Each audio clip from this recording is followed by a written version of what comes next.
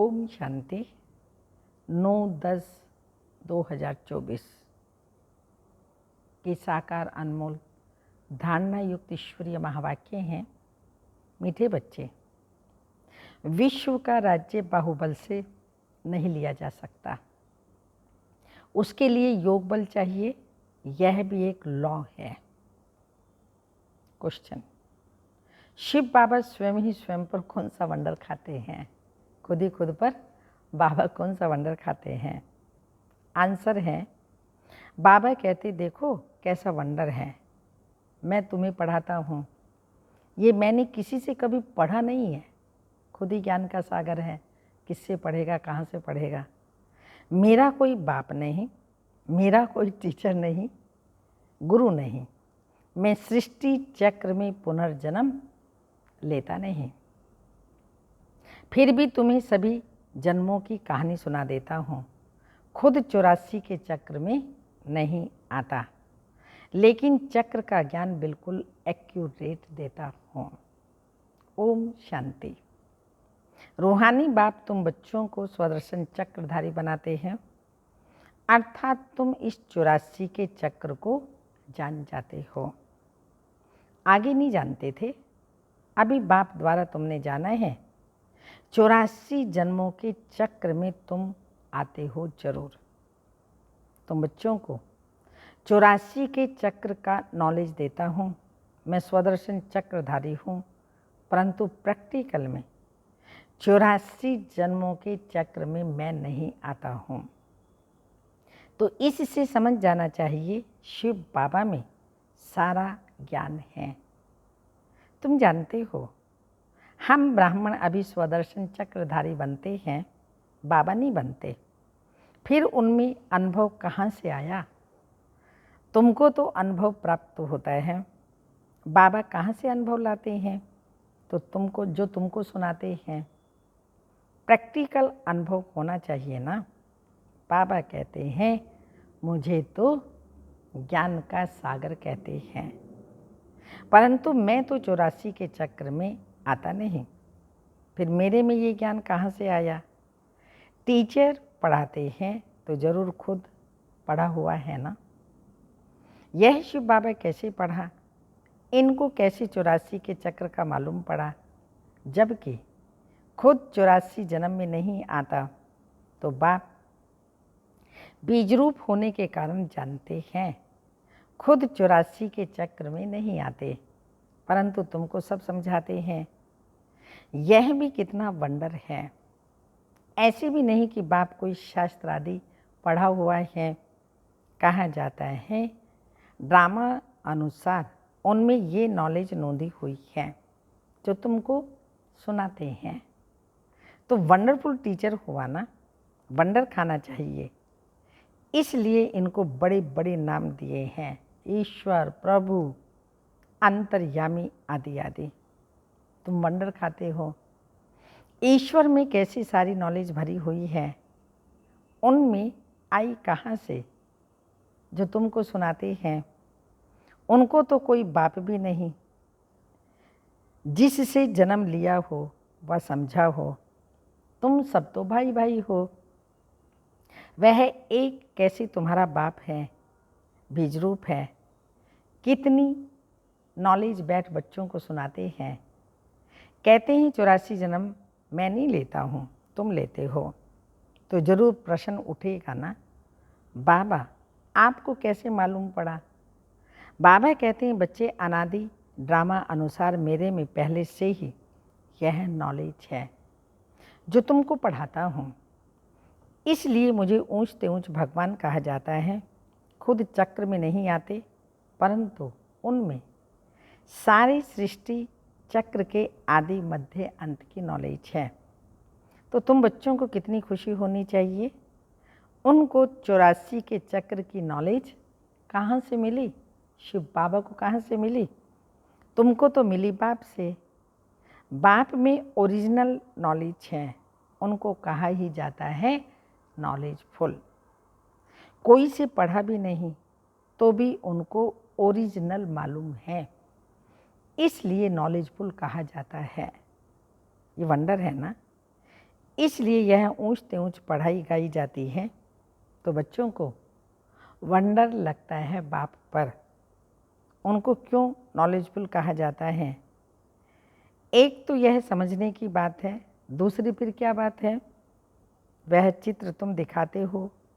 कोई पूछेंगे कि ब्रह्मा में अपनी आत्मा होगी और यह जो नारायण बनते हैं उनमें अपनी आत्मा होगी, तो दो आत्माएं हैं ना, एक शिव बाबा की और एक ब्रह्मा नारायण की। परंतु विचार करेंगे ये कोई दो आत्माएं नहीं हैं। शिव बाबा जब इनके तन में आते तब दो आत्माएं, पर ब्रह्मा बाबा में दो आत्माएं नहीं। अंतिम जन्म है ब्रह्मा का और फर्स्ट जन्म है, पहला जन्म है श्री कृष्ण नारायण का, तो वही आत्मा फिर नारायण बनती है। यह कोई दो आत्माएं नहीं है, आत्मा तो एक ही है। यह एक सैंपल दिखाया जाता है देवता का। ये ब्रह्मा से विष्णु अर्थात नारायण बनते हैं, इनको कहा जाता है गुह्य बातें। बाप बहुत ऊंच नॉलेज सुनाते हैं जो और कोई पढ़ा ना सके सिवाय एक बाप के। तो ब्रह्मा और विष्णु की कोई दो आत्माएं नहीं हैं। वैसे भी सरस्वती लक्ष्मी इन दोनों की ही दो आत्माएं हैं या एक? आत्मा एक है, शरीर दो हैं।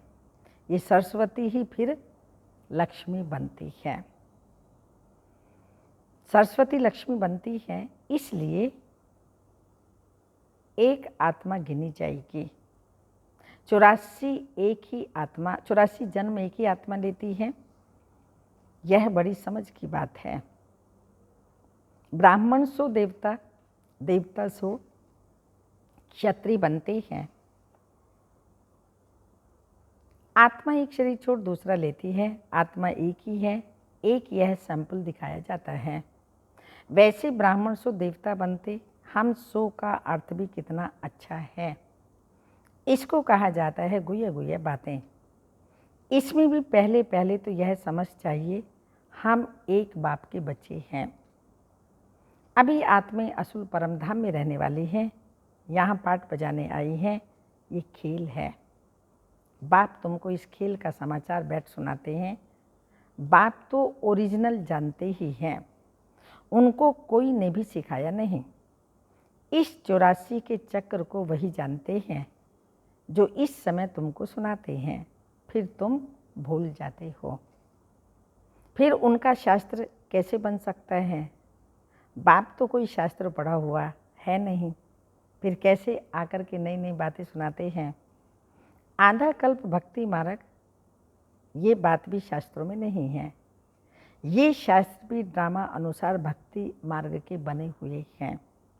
तुम्हारी बुद्धि में शुरू से लेकर अंत तक इस ड्रामा की कितनी बड़ी नॉलेज है, उन्हों जरूर मनुष्य तन का आधार लेना पड़े। शिव बाबा इस ब्रह्मा तन में बैठ इस सृष्टि चक्र की नॉलेज सुनाते हैं। मनुष्यों ने तो गपोड़े लगाकर सृष्टि की आयु कितनी लंबी कर दी है। नई दुनिया से फिर पुरानी दुनिया बनती है। नई दुनिया को कहा जाता है स्वर्ग, पुरानी दुनिया को कहा जाता है नरक। दुनिया तो एक ही है। नई दुनिया में रहते हैं देवी देवताएं, वहाँ पर अपार सुख है। सारी सृष्टि नई होती है। अभी इनको पुराना कहा जाता है। नाम ही है आयरन एजेड वर्ल्ड। जैसे ओल्ड दिल्ली और न्यू दिल्ली कहा जाता है, तो बाप समझाते हैं मीठे मीठे बच्चों, न्यू वर्ल्ड में न्यू दिल्ली होगी। यह तो ओल्ड वर्ल्ड है ही, जो कह देते हैं न्यू दिल्ली है ओल्ड वर्ल्ड और कह देते हैं न्यू दिल्ली। इनको न्यू कैसे कहेंगे? बाप समझाते हैं नई दुनिया में नई दिल्ली होगी, उनमें ये लक्ष्मी नारायण राज्य करेंगे। उनको कहा जाएगा सतयुग। तुम इस सारे भारत में राज्य करेंगे। तुम्हारी गद्दी जमुना किनारे पर होगी, पिछाड़ी में रावण राज्य की गद्दी भी यहाँ ही है। राम राज्य की गद्दी भी यहाँ होती है। नाम दिल्ली नहीं होगा, परिस्थान आदि होगा, दिल्ली नहीं होगा। उनको परिस्तान कहा जाता है। फिर जो जैसा राजा होता है वो अपनी गद्दी का ऐसा नाम रखते हैं। इस समय तुम सब पुरानी दुनिया में हो, नई दुनिया में जाने के लिए तुम पढ़ रहे हो। फिर से मनुष्य से देवता बनते हो। पढ़ाने वाला है एक बाप। तुम जानते हो ऊंचे से ऊंचे बाप ने नीचे आकर राजयोग सिखाया। स्वयंभू उसको कहते हैं, स्वयं भूमि पर आकर के राजयोग सिखलाते हैं। अभी तुम हो संगम पर, जबकि कलयुग पुरानी दुनिया खत्म होनी है। बाप ने इनका हिसाब भी बताया है। मैं आता हूँ ब्रह्मा के तन में। मनुष्यों को तो पता ही नहीं है कि ब्रह्मा कौन सा। सुना है शिव बाबा के बच्चे, हाँ सुना है प्रजापिता ब्रह्मा, तुम प्रजा हो ना ब्रह्मा की, इसलिए अपने को बीके कहलाते हो। वास्तव में शिव बाबा के बच्चे शिववंशी हो, जबकि निराकार आत्माएं हो। फिर साकार में प्रजापिता ब्रह्मा के बच्चे भाई बहन हो गए और कोई तुम्हारा संबंध नहीं। इस समय तुम उस कलयुगी संबंध को भूलते हो, क्योंकि उसमें है बंधन। तुम जानते हो नई दुनिया में थे, ब्राह्मणों की चोटी होती है, चोटी ब्राह्मणों की निशानी है। तुम ब्राह्मणों का यह कुल है, यह है कलयुगी ब्राह्मण। ब्राह्मण अक्सर करके पंडे होते हैं। एक धामा खाते हैं, दूसरा ब्राह्मण गीता सुनाते हैं। अभी तुम ब्राह्मण ये गीता भी सुनाते हो, वह भी गीता सुनाते हैं, तुम भी गीता सुनाते हो। फर्क देखो कितना है। तुम कहते हो कृष्ण को भगवान नहीं कह सकते, कृष्ण को देवता कहा जाता है, उसमें दैवी गुण हैं, उनको इन आँखों से देखा जा सकता है। शिव के मंदिर में देखेंगे, शिव को अपना शरीर तो है नहीं, शिवलिंग दिखाया हुआ इतना बड़ा, वह परम आत्मा अर्थात परमात्मा है। ईश्वर प्रभु भगवान आदि अक्षर का कोई अर्थ नहीं निकलता। परमात्मा ही सुप्रीम आत्मा है, तुम नॉन सुप्रीम हो। फर्क देखो कितना है। तुम्हारी आत्मा और उस आत्मा में, तुम आत्मा अभी परमात्मा से सीख रही हो, वह कोई से सीखा नहीं है। यह तो फादर है ना, उस परम पिता परमात्मा को तुम फादर भी कहते हो, टीचर भी कहते हो, गुरु भी कहते हो। एक ही है, 3 in 1 है। और कोई भी आत्मा बाप टीचर गुरु नहीं बन सकती। एक ही परम आत्मा है, उनको कहा जाता है सुप्रीम। हर एक को पहले फादर चाहिए, फिर टीचर चाहिए, पिछाड़ी में गुरु। बाप भी कहते हैं मैं तुम्हारा बाप भी बनता हूँ, फिर टीचर बनता हूँ, और फिर मैं ही तुम्हारा सद्गति दाता सतगुरु भी बनता हूँ। सद्गति देने वाला गुरु एक ही है, बाकी तो गुरु अनेक हैं। बाप कहते हैं मैं सबको सद्गति देता हूँ, तुम सब सतयुग में जाएंगे, बाकी सब चले जाएंगे शांति धाम, जिसको परम धाम कहते हैं। सतयुग में आदि सनातन देवी देवता धर्म था, बाकी कोई धर्म नहीं। फिर सभी आत्माएं चली जाती हैं मुक्ति धाम में। सद्गति कहा जाता है सतयुग को। पांट बजाते बजाते फिर दुर्गति में आ जाते हैं। तुम ही सद्गति से फिर दुर्गति में आते हो। तुम ही पूरे 84 जन्म लेते हो, यथा राजा रानी तथा प्रजा, जो उस समय होंगे। 9 लाख तो पहले आएंगे, 84 जन्म 9 लाख तो लेंगे ना, फिर दूसरे आते रहेंगे। यह हिसाब किया जाता है जो बाप समझाते हैं। सब 84 जन्म नहीं लेते, पहले पहले आने वाले ही 84 जन्म लेते हैं, फिर कम कम लेते जाते हैं, मैक्सिमम 84। यह जो बातें हैं और कोई मनुष्य नहीं जानते, बाप ही बैठ समझाते हैं। गीता में है भगवानु वाच्य। अभी तुम समझ गए हो, आदि सनातन देवी देवता धर्म कोई कृष्ण ने नहीं रचा, यह तो बाप ही स्थापन करते हैं। कृष्ण की आत्मा ने 84 जन्म के अंत में यह ज्ञान सुना, जो फिर पहले नंबर में आया। ये बातें समझने की है, रोज पढ़ना है। तुम स्टूडेंट हो किसके? भगवान के। भगवानोवाची है ना, मैं तुमको राजाओं का राजा बनाता हूँ। यह है पुरानी दुनिया, नई दुनिया में माना सतयुग। ये पुरानी दुनिया है, नई दुनिया माना सतयुग, अभी कलयुग।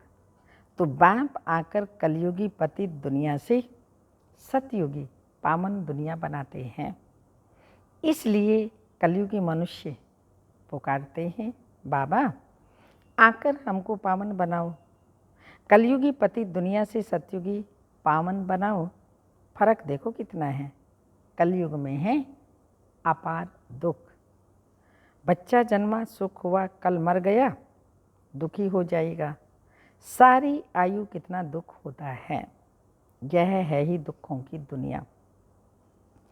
अभी बाप सुख की दुनिया स्थापन कर रहे हैं, तुमको स्वर्गवासी देवता बनाते हैं।